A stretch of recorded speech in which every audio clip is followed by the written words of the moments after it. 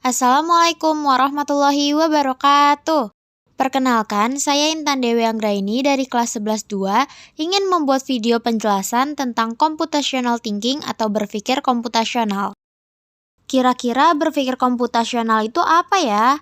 Kita simak yuk penjelasannya. Pengertian berpikir komputasional.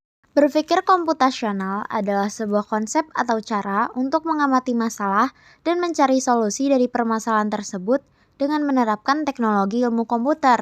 Cara berpikir komputasional itu ada 4 landasan. Yang pertama dekomposisi, yang kedua pengenalan pola, ketiga abstraksi, keempat algoritma. Penjelasan dari keempat pola tersebut sebagai berikut. 1. Dekomposisi. Dekomposisi adalah suatu metode atau konsep yang berfungsi untuk menemukan solusi dari suatu permasalahan yang kompleks dan besar menjadi masalah yang lebih kecil. 2. Pengenalan pola. Pengenalan pola adalah suatu metode yang memanfaatkan komputer yang digunakan untuk menemukan sebuah keteraturan yang ada di dalam data dan untuk mendapatkan informasi yang lebih penting agar bisa memahami tentang keteraturan yang sudah ditemukan. 3. Abstraksi. Abstraksi adalah suatu metode berpikir komputasional yang mengutamakan terhadap hal-hal yang berhubungan langsung dengan masalah yang sedang dihadapi. Yang keempat, sekaligus yang terakhir adalah algoritma. Algoritma adalah suatu pola pikir yang biasa digunakan untuk merencanakan langkah-langkah yang bersifat sistematis untuk memecahkan masalah yang sedang terjadi. Contoh-contoh berpikir komputasional. 1. Contoh dekomposisi. Contoh dari dekomposisi itu seperti berbagi peran dan melakukan tugas masing-masing sesuai peran tersebut. Misalnya ada yang memilih menu, membeli bahan makanan, membawa makanan masing-masing agar hidangan bervariasi, hingga mengatur waktu acara. 2.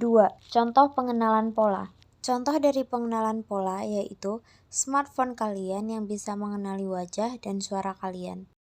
3. Contoh abstraksi. Contoh abstraksi dalam kehidupan sehari-hari yaitu membuat rangkuman mata pelajaran, mengajak anak berbelanja ke supermarket, ataupun orang tua yang mengajak anak untuk menceritakan kembali kegiatan yang sudah dilalui hari itu. 4. Contoh algoritma. Contoh algoritma biasanya berupa langkah-langkah dalam melakukan suatu kegiatan, seperti langkah-langkah membuat kopi. Algoritma tersebut berisi panduan dari mulai membuka kemasan kopi, menyeduh air, mencampurkan kopi dengan gula, hingga mencampurkannya dengan air panas. Setelah semua tercampur rata, kopi siap dihidangkan. Cara menerapkan berpikir komputasional. 1. Perincian masalah. Langkah pertama yang dapat dilakukan adalah dengan menganalisis dan menjabarkan permasalahan dengan benar dan tepat. 2. Menentukan algoritma yang sistematis. Selanjutnya adalah dengan menentukan atau mencari tahu langkah-langkah untuk memecahkan masalah berdasarkan data atau informasi yang didapat. 3. Implementasi, solusi, dan evaluasi. Yang terakhir adalah membuat solusi yang aktual, melakukan evaluasi yang sistematis, dan menguji kebenaran hipotesis. Karakteristik berpikir komputasional.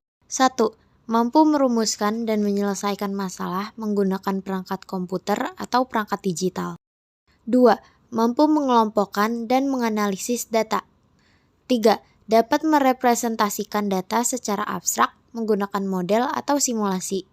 4. Mampu melakukan analisis solusi dengan cara dan tahapan yang efisien dan efektif. 5. Dapat mengeneralisasi penyelesaian untuk berbagai masalah berbeda. Manfaat dalam berpikir komputasional. 1. Memudahkan kita untuk memecahkan masalah yang besar dan kompleks dengan cara yang efektif dan efisien. Selain itu, masalah yang kompleks bisa diselesaikan dengan baik sehingga menjadi masalah yang sederhana. 2. Melatih otak agar terbiasa untuk mulai berpikir secara matematis, kreatif, terstruktur, dan logis. 3. Memudahkan seseorang untuk mengamati masalah dan menemukan solusi dari permasalahan tersebut. Semakin banyak solusi yang dimiliki, maka suatu masalah dapat diselesaikan dengan efektif dan efisien. Mengapa berpikir komputasional perlu diajarkan sejak kecil ya? Berpikir komputasional perlu diajarkan sejak kecil karena sebelum mampu menyelesaikan persoalan yang besar dan kompleks, seseorang perlu berlatih mulai dari persoalan kecil yang sederhana, kemudian secara bertahap berkembang kemampuannya untuk menyelesaikan persoalan yang besar dan kompleks.